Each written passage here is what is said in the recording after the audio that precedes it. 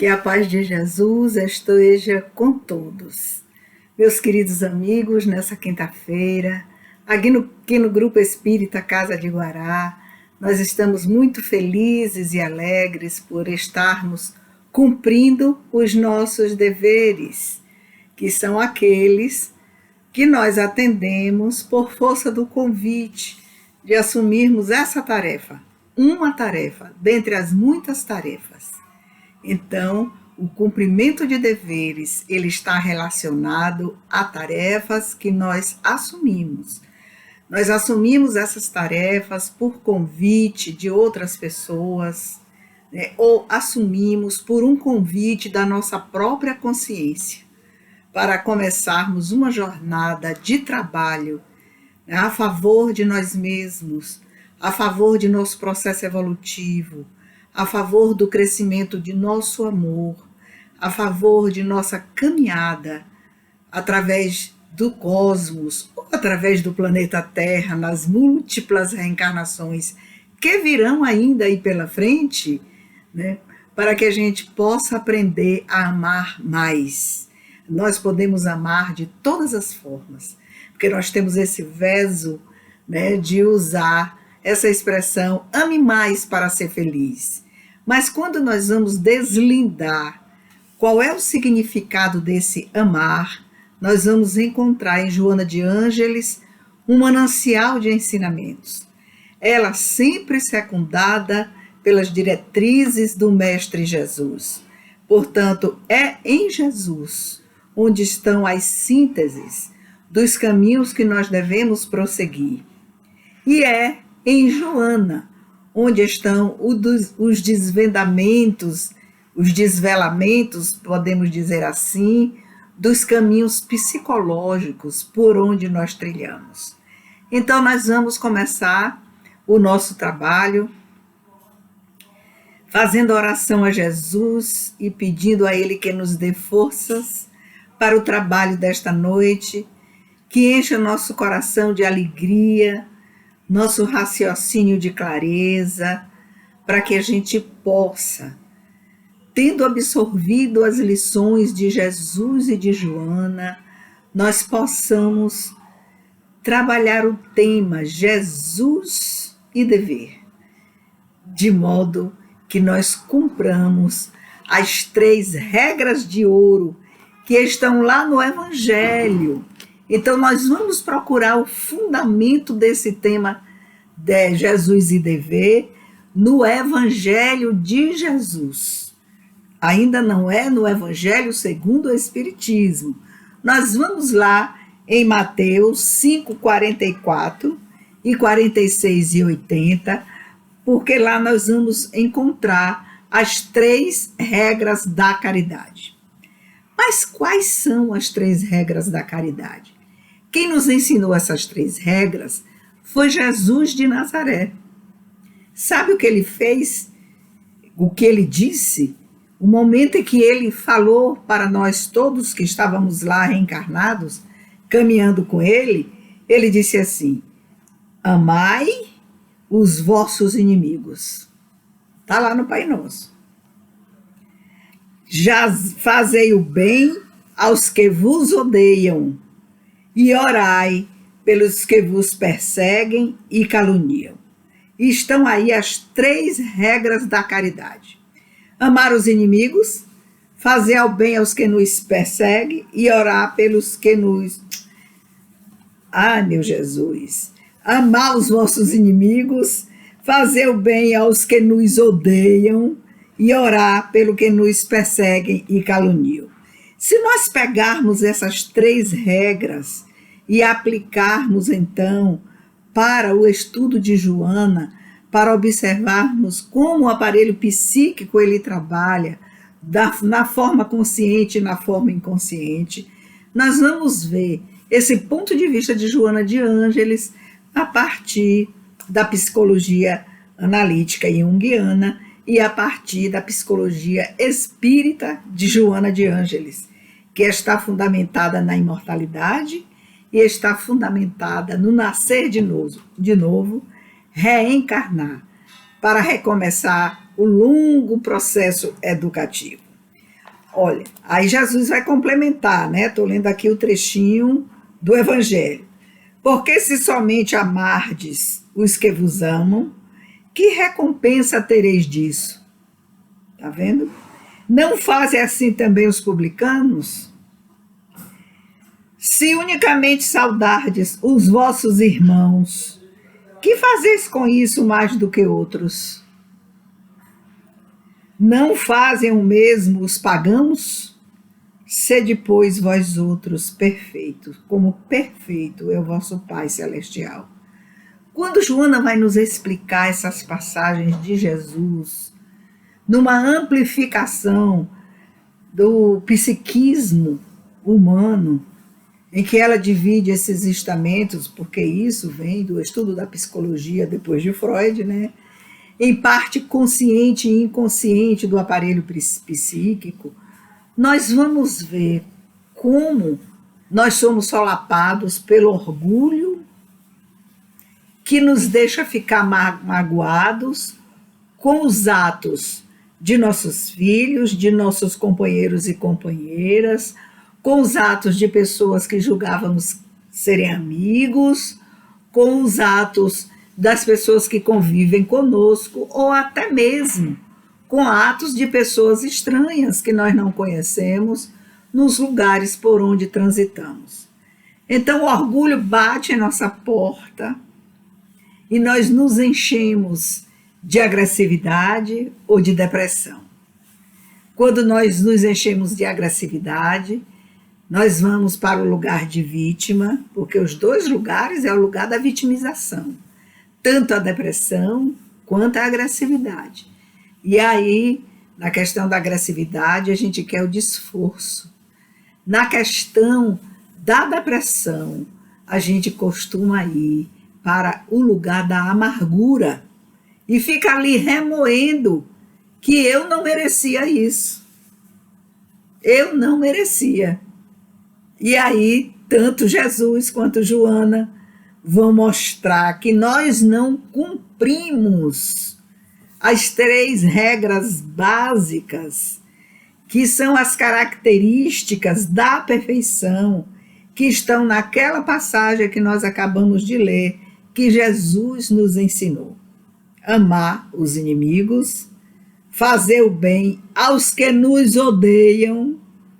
Quanto mais eu chamo de ingratidão aquilo que os outros fazem contra mim, porque as que mais doem são as dos familiares, especificamente filhos, companheiros e companheiras, ou netos e netas, né? Essas são as que mais doem dentro da gente.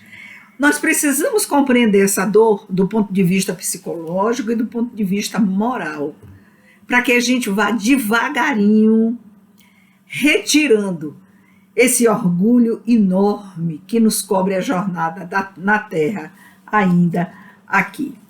Quando no Evangelho segundo o Espiritismo, lá no capítulo 17, que vai falar sobre sede perfeitos, Lázaro, o espírito amigo, ele vem nos socorrer, não é? Para nos ensinar, e aí eu remeto vocês que têm o Evangelho segundo o Espiritismo em casa, para irem neste capítulo, sede perfeitos. O capítulo é o 17. E lendo lá o que Jesus ensinou, a explicação de Allan Kardec e a explicação de Lázaro, espírito, a respeito do dever, nós vamos aprender algumas coisas importantíssimas. E a primeira é quando Lázaro nos ensina que o dever é a lei da vida. Quando a gente lê pela primeira vez sobre essa questão do dever como lei da vida, né, nós ficamos assim pensando na profundidade do significado do que seja dever em relação aos ensinamentos de Jesus. Porque tudo que ele nos ensina parece confuso, ou parece para a maioria das pessoas que as pessoas entenderam que é muito fácil, mas não é. E quando Joana vai fazer o estudo do dever sobre esse aspecto da psicologia profunda, ou sob o ponto de vista da psicologia espírita de Joana de Ângeles, a gente termina se assustando com a nossa ignorância. E termina fazendo um raciocínio simples. Se eu soubesse, eu não teria ficado amargurado, indo para a depressão, os processos depressivos, ou eu não teria ido para o desforço, né, mergulhado na agressividade, pela raiva que eu fui tomada, porque os dois processos, tanto a agressividade como a questão da depressão, no fundo eles têm a raiva como processador desse movimento psíquico. A gente fica com raiva. Por que a gente fica com raiva? Porque, como nos diz Joana, nós achamos que o sol só nasceu para nós e que nós somos a única personalidade ou as únicas importantes do planeta Terra. Então, nós não podemos ser magoados, nós não podemos sofrer mágoa nem ingratidão, porque a gente faz aquela avaliação muito simplória, muito simplista. Eu cumpro todos os meus deveres, eu fiz tudo pelos outros, eu perdi noite, eu não fui estudar, tudo é mentira, viu? Eu não fui estudar porque eu não quis, eu não procurei aprender outras coisas porque eu não quis. Sabe por que eu não quis? Joana diz que o ego ele é enganador. Eu, em meu ego pequenino, de minha avaliação da realidade muito diminuta, fiz a opção de ser feliz. Ser feliz é ninguém me aborrecer. Vocês entenderam? E aí, em fazendo a opção de ser feliz, de modo que ninguém vai me aborrecer, porque eu sou a boazona, né? Eu realmente procuro resolver as questões de todo mundo. Então eu vou para o lugar daquela que serve, daquela que ama, daquela que se sacrifica. Olha que enganação do ego. Então, nesses momentos, que são momentos de teste, o meu orgulho se triplica e eu fazendo rever essas questões sem fundamento que eu requeiro, né, que eu usei toda a minha existência, todo o meu tempo para me sacrificar por você, trabalhei tanto, são os apelos do ego, eu me esqueço que quando eu digo isso, Joana vai nos dizer que nós estamos encharcados por essa questão de acharmos que nós somos merecedores de tudo. Lázaro vai nos dizer que cumprimento do dever é algo assim que me chamou a atenção. Primeiro, ele vai dizer que Deus não aceita esboço imperfeito. Nós somos no planeta Terra esboços imperfeitos. E as camadas evolutivas que nós podemos transitar aqui na Terra, do homem velho que não conhecia Deus, porque nunca aceitou as ideias de Moisés, ou as lições de Deus na tábua dos mandamentos, ou na época de Jesus, quase 2000 anos depois, nós também não quisemos ouvir os ensinamentos de Jesus. Nem nesses 2000 anos depois de Jesus, também não quisemos ouvir nenhum daqueles 500 da Galileia que se reencarnam multiplicadamente, conforme Jesus explicou em seu evangelho, para socorrer as gerações da humanidade. Nós não queremos, não quisemos e não queremos ainda ouvir os conselhos de nenhum deles. E aí, como a Joana fala, eu cheguei aqui em 2021, encarnada, achando que o sol brilha para mim. Então é este o grande mergulho no orgulho que nós estamos. Então é preciso ir arrancando essas capas milenares desse orgulho que está aí como um escafandro ao redor de nosso psiquismo, impedindo que a gente enxergue que nós somos um dentre bilhões que caminhamos aqui na Terra em busca de estudar, de aprender de se reeducar, de reparar os erros. E aí nós vamos nos enfrentar todos os dias com os seres humanos que são nossos irmãos. E quem sabe, em outra existência, eu não tenha que implorar aquele que me agride hoje para ser um pai ou uma mãe, para eu poder retornar à Terra. Isso é muito profundo quando a gente pensa assim. Então eu vou dizer que é algo para vocês, que é algo que me ajuda muito nessa existência. Quando eu ouço as agressões, eu fico com vontade de tossir, viu, gente? Aí eu prendo. Quando eu ouço as agressões, eu fico sempre imaginando, né? Procurando não ir para o lugar da depressão, com a mágoa guardada, nem ir para o lugar da agressão para responder com brutalidade, que no fundo é o orgulho ferido. Eu fico pensando, meu Deus, será que amanhã, numa próxima existência, eu não tenho que implorar a ele ou a ela para me receber como filha ou filho, a depender da escolha do gênero, para aquela reencarnação? E aí eu acalmo a minha alma, e todos os dias eu repito essa lição para mim. Então as coisas vão chegando, as agressões vão chegando, elas vão partindo de todos os lados. E às vezes eu imagino assim, meu anjo de guarda hoje está trabalhando muito bem, porque está me colocando à prova da ingratidão, para ver se eu passei, se eu estou em condições de pelo menos tirar 1/10 nessa questão, porque são as questões da vida nas quais nós somos provados todos os dias. E eu vou devagar me acalmando e vou enfrentando esses processos, né? Seja de agressividade por conta da agressão, seja dos processos depressivos.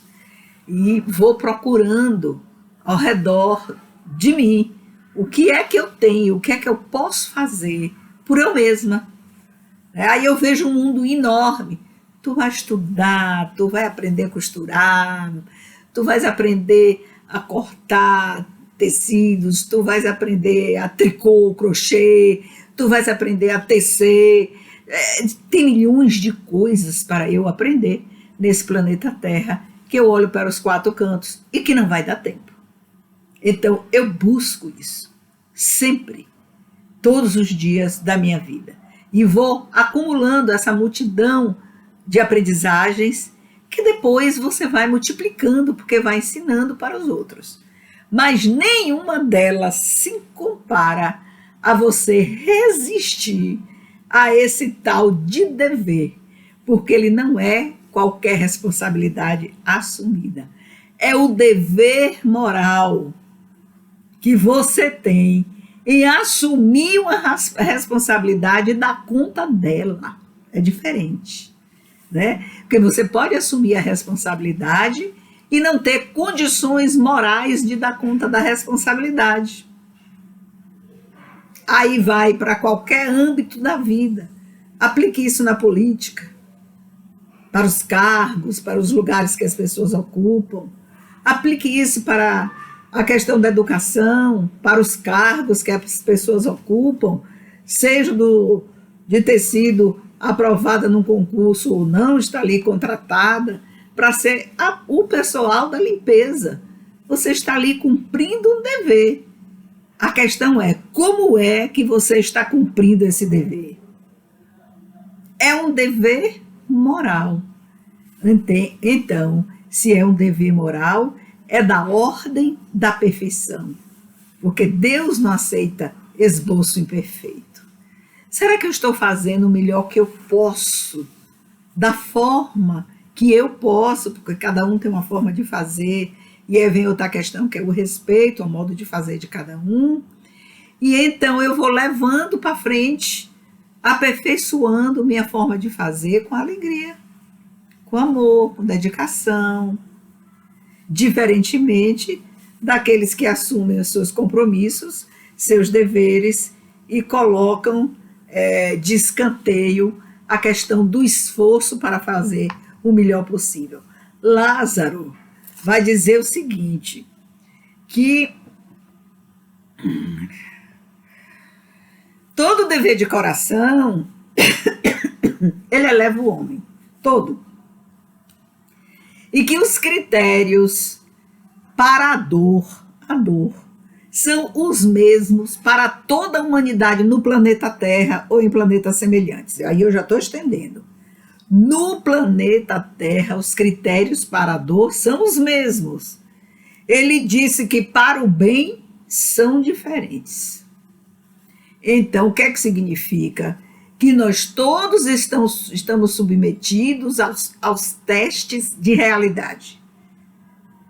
Ingratidões e tudo isso que nós já conversamos. Todos nós, sem exceção do mais alto, que está numa camada mais alta de caminho de burilamento, de autoburilamento, até o mais baixo, aquele que está mergulhado num poço de vícios. Os critérios são os mesmos. Olha que coisa importante.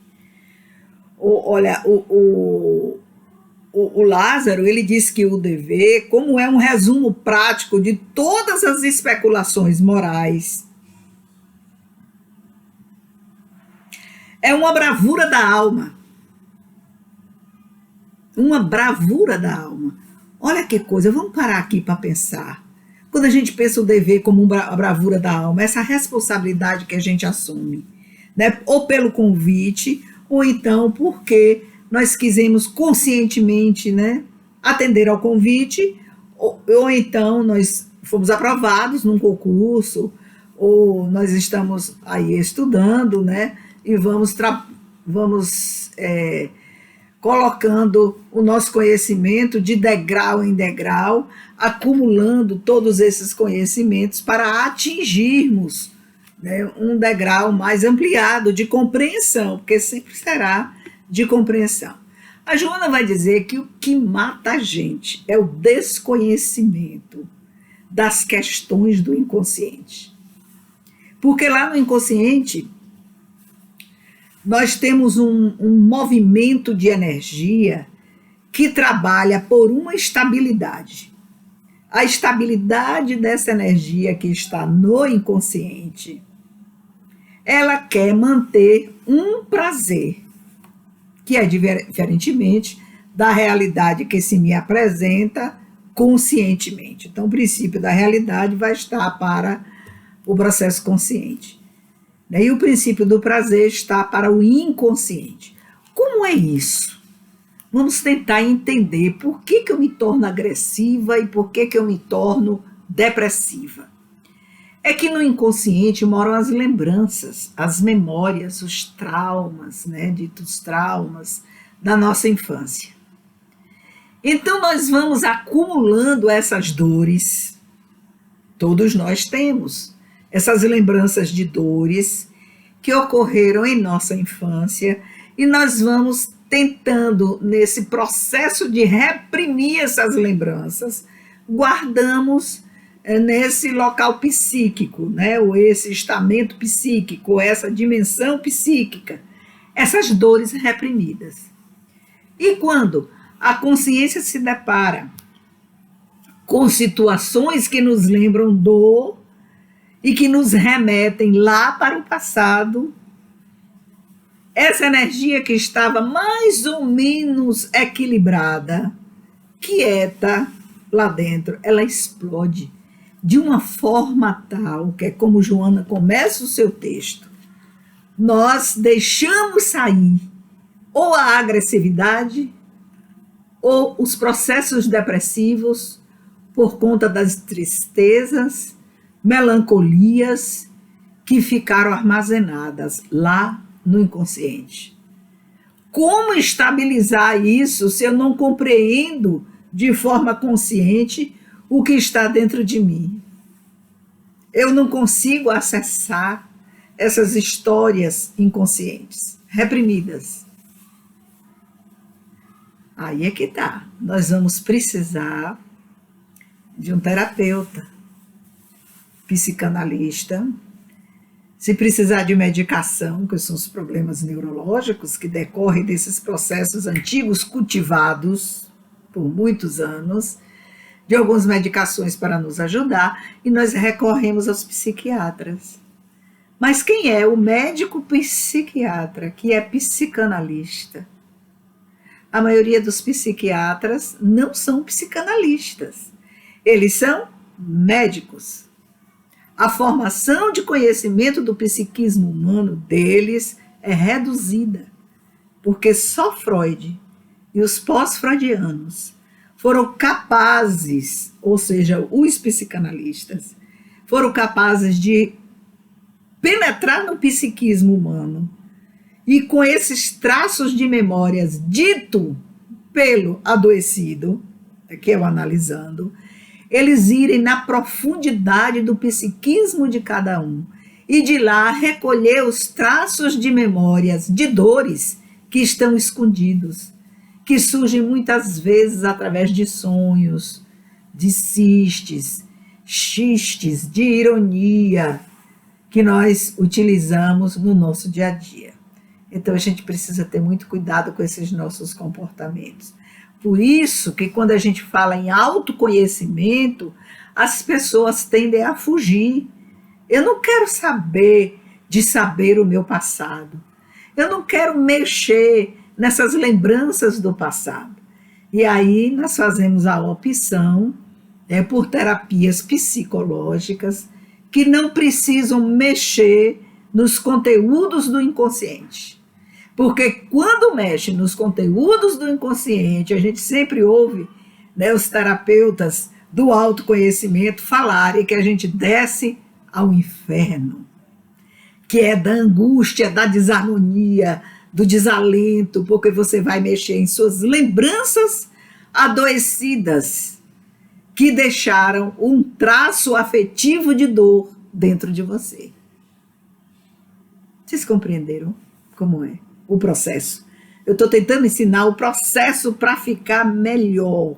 Porque a Joana diz, por certo, de maneira inconsciente, incontáveis indivíduos, quantos bilhões nós somos na Terra encarnados. Tudo bem, Carmélia, mas nós somos reencarnacionistas. Quantos bilhões estão ao redor da Terra nesses processos desesperados de dores? Os Vingadores, como Manuel Filomeno de Miranda já nos relatou em sua obra, última, para nos falar dos últimos tempos que nós estamos vivendo e ainda vamos viver, A Joana vai dizer que incontáveis indivíduos se creem merecedores de tudo. Olha, para aí. Você se acha merecedor de tudo? Ah, eu não me acho não, eu sou a pobre coitada. É porque você se magoa quando recebe a ingratidão. Olha o que a Joana faz com a gente. Ela destrói a gente. Essas pessoas supõem que até o sol brilha porque elas existem. Meu Deus, o sol brilha para você, o sol brilha para mim, porque eu estou dentro do meu processo egóico e orgulhoso de ser. Eu não mereço receber ingratidão por tudo o que eu já fiz na vida. Para com isso, a gente precisa compreender o processo. Então, as pessoas, como diz a Joana, ficam fechadas nesses valores adoecidos, Vão para dois caminhos, ou se amarguram ou rebelam-se. Quando elas se rebelam, vão para a agressividade. Quando fica amargurada, vai para a depressão. A minha pergunta é, meu querido, minha querida, onde você está desses dois lugares? Como é que você lida com a ingratidão? Você é um rebelado ou você é um amargurado? Se você é um amargurado, com certeza você caminha pelos processos depressivos. Mas se você é rebelado, com certeza os processos são agressivos. Vamos olhar para o nosso lar. Quem se compõe, dentro desse processo de amargura e quem são as pessoas que estão vivendo os processos da rebeldia. Os rebeldes agridem os amargurados depressivos. Olha só que coisa da nossa irmã Joana de Ângeles. A Joana diz que essas pessoas, nós, né, aqueles que nos sentimos ingratos, nós somos exigentes na conduta alheia, extremamente exigentes. Eu não merecia ingratidão. Mas Joana diz, olhe para você, quantas vezes você foi ingrato, consciente ou inconscientemente? Olha, às vezes um gesto pequeno, de delicadeza, de gentileza, lhe tira desse lugar da ingratidão. Eu fui na casa da pessoa e ela não me ofereceu nem um cafezinho. Então eu saio de lá assim com aquele sentimento de ingratidão, tanto que eu já fiz por ela. Olha como nós somos exigentes na conduta alheia, mas a gente esquece de oferecer um suco, um copo com água, um lanche. Senta aqui na minha cozinha, senta aqui à mesa e vamos fazer um lanchinho, só para ter uma conversa agradável. A gente não faz isso muitas vezes, né? Para aquelas que não fazem, viu, gente? As que já fazem, tudo bem. Joana diz que nós somos exigentes com a conduta alheia e benevolentes com nossos próprios erros. Olha outra coisa para a gente pensar. Eu sou uma pessoa exigente ou sou uma pessoa benevolente? Eu sou benevolente com meus erros e eu sou exigente com a conduta do outro? Como é que nós estamos? Ela diz assim, que afáveis no êxito nós somos. Como nós somos gentis, como nós somos educados quando estamos num ambiente de troca em que não há ingratidão. Troca de afetos, troca de delicadezas, troca de gentilezas. Alguém já viu esses sentimentos durante o Natal? Quando as famílias se reúnem, trocam presentes, abraços, declarações de amor. Aí ela diz que esses ambientes são afáveis. Aí nós somos também afáveis, porque estamos numa situação social de êxito. Mas, quando a gente se apresenta agressivos, é a questão do esforço. Vamos imaginar que numa reunião de Natal, alguém lhe diga algo grosseiro que você se magoou. Poderia não se magoar, mas se magoou. Porque ali é o seu esforço de não se magoar. Então, não se magoar é um esforço de alerta. Tem que ficar em esforço de alerta. Olhe, é agressividade, é ingratidão, mas não é minha, é do outro. Se é do outro, o que é que eu tenho que desenvolver em mim? Respeito. Respeito. E o cumprimento do dever com Jesus, nos dias de Joana, é que a gente precisa aprender a respeitar o outro. Pode ter sido um filho que você gerou, que você adotou, um companheiro que você decidiu caminhar um tempo com ele, pode ser a existência inteira até os dois voltarem para o plano espiritual, é um tempo, porque ninguém lhe garante que na próxima existência vocês estarão juntos. Podem não estar. Não nas mesmas circunstâncias, não vão estar. Se não cumprir o direito, as circunstâncias mudam, mas mudam significativamente. A vida de agora, o que eu estou vivendo agora, o que vocês vivem agora em suas realidades, pode ser muito pior em outra existência, mas também pode ser bem melhor. Uma existência exitosa, alegre, não significa que ela não tem esforço e cumprimento de dever. Tem mais acúmulo de dever, porque você já assumiu um patamar no qual você tem condições de não ser rebelde, de não ser agressivo. Você já tem condições de elaborar um esforço gratificador, porque é o seu crescimento moral e também o crescimento moral dos outros. A Joana diz que ninguém tem o direito de fruir sem trabalhar. Quer uma vida de descanso? Você trabalhou para isso? Essa é a pergunta. Você se esforçou para isso? Ou você está na posição de inveja? Olha fulano, tá vendo? Trabalhava de dia, tinha família, ainda estudava de noite. Mudou de cargo hoje, melhorou a vida, comprou sua casa própria. Olhe, tem condições hoje de dar uma educação no sentido de informação, né, escolar para os seus filhos. É religioso, não importa a religião, a crença que esteja, não importa. Procura cumprir suas obrigações com carinho, com amor. E quem olha de fora diz, é uma família feliz. Mas todo mundo ali está no esforço. Então a gente vai resumir dizendo que felicidade é esforço. E que perfeição também é esforço. Não é? A Joana dá um conselho fantástico aqui. Ela diz o seguinte: nunca prometa realizar o que você não pretende fazer. Ela pede essa sinceridade a nós, espíritos imortais. Avalie de imediato e não prometa para você se livrar.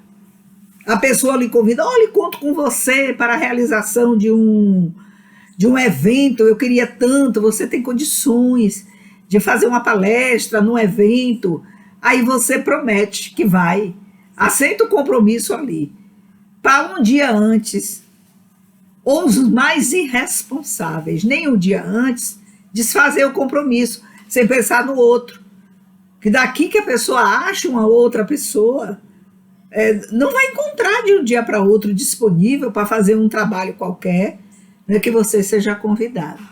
Eu recuso muitos. E eu recuso assim, pela minha dificuldade de falar por muito tempo. Aqui você já vê, né, que de vez em quando eu dou umas tossidinhas, eu fico angustiada, né, querendo me desobrigar desse negócio, mas não consigo, é uma deficiência cardiorrespiratória. E como eu tenho essa deficiência cardiorrespiratória, porque o pulmão cardíaco, ele já sofreu algumas agressões pelo infarto, então eu fico aqui medindo como fazer e usar o tempo menor para estudarmos juntos, porque eu considero esses trabalhos das quintas-feiras com Joana de Ângeles um trabalho em grupo. Vocês e eu e vocês. Tá vendo como é que a gente vai desenvolvendo? A Joana vai dizer que nós somos servidores do mundo. Se eu não sei ser servidor na minha casa, como é que eu vou ser servidor do mundo? Joana danada, como é que nós vamos ser esse servidor do mundo?